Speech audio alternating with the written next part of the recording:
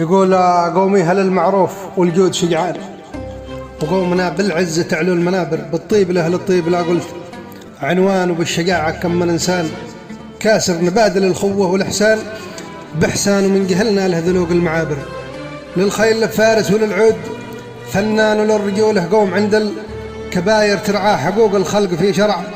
ليمان تتحمل العوجة وللحمل جاير، قوما إذا هلت ترحب بضيفان ترحب على المقدم، ولو هي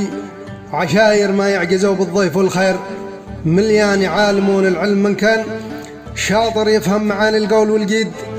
ما هان كلام بحنكه وعينه تناظر وجوههم التم شيوبه،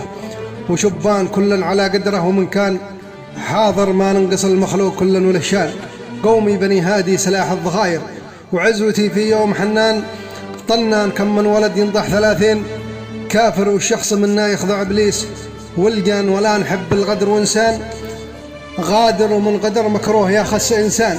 والحق له مرجوع لو كان صابر، ومن يخالف حق واضح فغلطان يعيش بين الناس هافي، وقاصر يتجرع العيشة وبالأكل صمان، افهم كلامي وفهم القول طاير قليل من ذا الشكل، في بعض الأحيان كل القبائل عندهم دم فاير، ابن البقيري والعسيلي وعرقان والدهبلي كتفي مع الشيخ ناصر، وأهل الدريس شغانين رميان والمصقعي والميسري، وابن جابر وأهل دهمه كل سكان شرجان، وأهل عبري كل قوم الجواهر والتابعي، وابن اليزيدي عويدان والمحرزي، وأهل المرازيق ساير، وابن الدماني وابن شواح حوشان، وابن الوحيشي وابن القفاع صاهر قعيملاني، وأهل منصور بركان، وابن البشعوال الفضيسي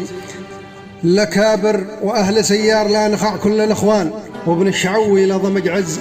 وافر، والمبرقي وابن المجهز وسلطان كل القبائل كور أيضا، وظاهر لكم معزه يا مشايخ والأعيان، والمعذرة لخطيت ما كنت ذاكر من كان اسمه غيب أو كان زعلان، كل العواذل كفو ثاني وعاشر، وانا ابن هادي صغت بالشعر قيفان، وصح قول الله من كان شاعر، ومجد أصحابه ولا جاب بهتان، نرفع حزين الأصل الأول وآخر، ما حد على حد زيد ذا فلان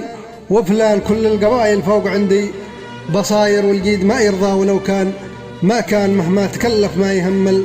خساير، ومن يهين الناس في يوم يهتان لا تحسبه منا وذا إنسان